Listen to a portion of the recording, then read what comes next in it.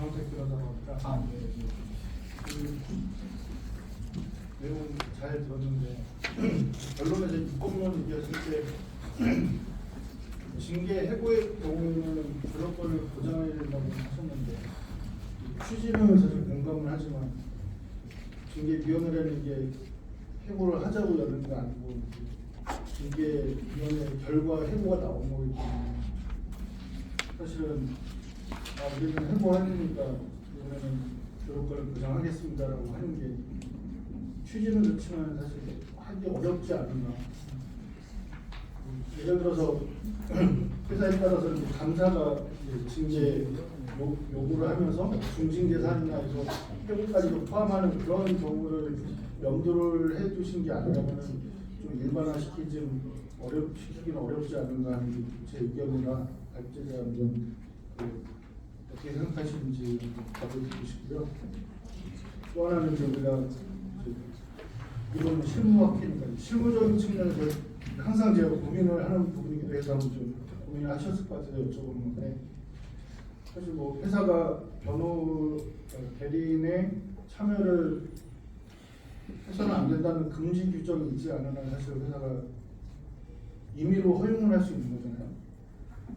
근데 이제 회사가 굳이 이제 대리인이 참석하겠다고 하는데 굳이 그거를 거부하는 회사라면 사실은 이제 보통의 경우 제가 느끼기에는 이미 결론을 내놓고 절차를 그냥 이어나가고자 하는 의지가 굉장히 강하게 보이는 회사인데 거기를 뭐 어떤 식으로든지 끼어들어서 참여를 하는 게 제가 생각할 때는 이게 뭐 이미 나온 결론을 절차적 하자를 치유하거나 하자의 가능성을 오히려 내가 가서 막아버리는 오히려 의뢰인을 위해서는 더 해가 되는 거 아닌가 싶어서 굳이 임의로 허용하지 않으면 저는 그냥 안 가는 게 당신한테 좋을 것 같다. 아까 공무원이나 이런 데들은 이제 객관적으로 판단하는 분들이 있으니까 이제 가서 조력을 하고 하는 게 큰 의미는 있을 수 있지만 회사가 규정화되지 않은 데는 오히려 참석을 하는 게 의뢰인한테 해가 될 것 같다는 생각이 들 때도 많거든요. 이게 과연 굳이 거부하는 회사에 굳이 들어가서 굳이 절차적 하자가 있을 수 있는 거를 꽁꽁 묶어두는 것이 어떤 수천적 의미가 있는지 좀 의문이 들어서 그냥 이론하고는 상관이 없는 거지만 실무적 차원에서 다른 여기 계신 실무가분들은 어떻게 생각하시는지 좀 의견을 듣고 싶습니다.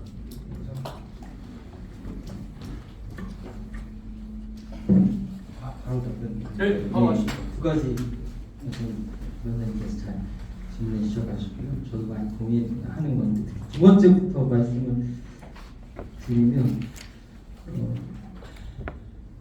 뭐 그렇게 생각하실 수 있죠. 네, 그리고 뭐 원래 절차라는 게 그렇지 않습니까? 절차라는 게 결론 정해놓고 절차를 지키는 그런 것으로 모양새가 이제 보일 수 있고 이제 절차라는 것이 외관을 그렇게 갖추고 절차를 우리가 지켰을 때 가는 것이다. 우리가 이야기를 하고 있고 제가 했던 사례가 근데 교수님 말씀해주신 어떤 우리가 통상적으로 우리가 또 그렇게 생각될 수 있는 경우가 많으니까요. 굳이 뭐 들어가가지고 그거 부스러워 만드는 그런 사례가 많이 있는데 제가 했던 사례는 거부했는데 가가지고 징계 안 받은 사례가 제가 하나가 있었습니다. 그래서 그게 좀 약간 저한테도 좀 나름 경험이 돼가지고 그게 좀 요게 좀 얼마 전에 그런 경험이 하나 있어서 이렇게도 되네.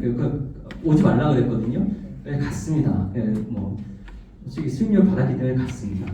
그래서 가서 문 앞에서 좀 서 있어야겠다 해서 갔고 가니까는 이제 당황을 좀 하시더라고요. 직접 여기까지 오니까. 그래서 그 위원장님, 그 인사위원장님이랑 논의도 하고 위원들이랑 논의를 좀 하겠다 그래가지고 저희 징계 혐의자 대상자가 3분이었는데 논의를 위원들이 하시더니 1, 2, 3번 이렇게 그 대상자들 들어오시고 변호사는 4번에 들어와라. 그래서 저 징계 대상자가 아닌데 하나씩 들어오는데 하나씩 그러더라고요.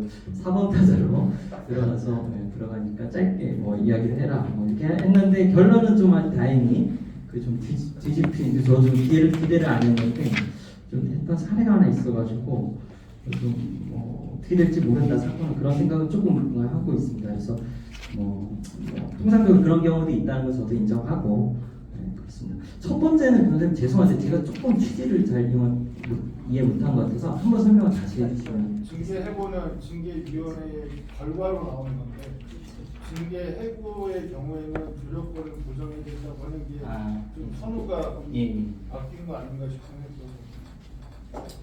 그러니까 이게 제 잘못 쓴 건데 징계해고 이전에 이제 그렇죠. 요거는 제가 좀 이거를 좀 정리하는데 제가 마지막에 입법론을 이게 마지막에 한 줄을 쓰다가 제가 오늘 새벽에 아침에 정리하던 거 입법을 괜히 지금 넣어가지고 지금 잘못 넣었습니다. 잘못 넣었고 이제 저도 정리가 좀 안 된 상황에서 그래서 이제 그냥 징계 해고가 아니라 징계의 절차에 있어서 그런 입법론도 한번 생각해 볼 수 있다니 그냥 그렇게 수정을 구조로 하겠습니다. 감사합니다. 혹시 또 뭐 다른 보충 의견이나 아니면은 뭐 궁금하신 사항 내지는 뭐 제가 이제 직위원 공공기관의 직위원 맞는데요.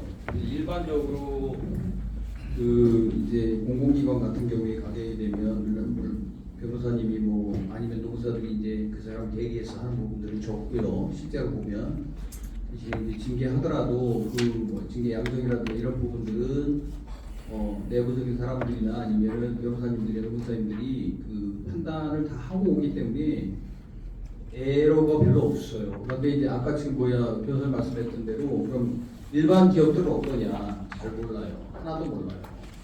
여기 관련돼 있는 인사노무 담당도 모르고 일단 해당되는 사람들이 있기 때문에 제가 생각에는 뭐 재심이라든가 아니면은 노동위원회 쪽 관련돼 있어서 그런 거를 좀 뭐라고 할까 없애려고 한다면 일단 조력하는 부분들이 낫다고 생각해요. 실제로 그렇지 그래야 들어서 국가적으로 어떤 절차라든가 아니면 필요 없던 부분들을 없앨 수 있다고 생각합니다.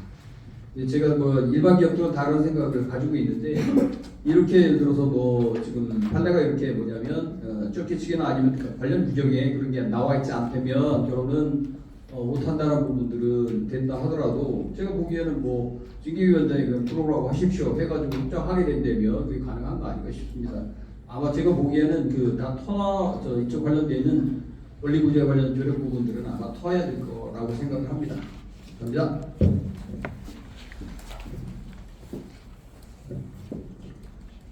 네, 일단 뭐 추가 의견 주신 걸로 그렇게 받아드리겠고요.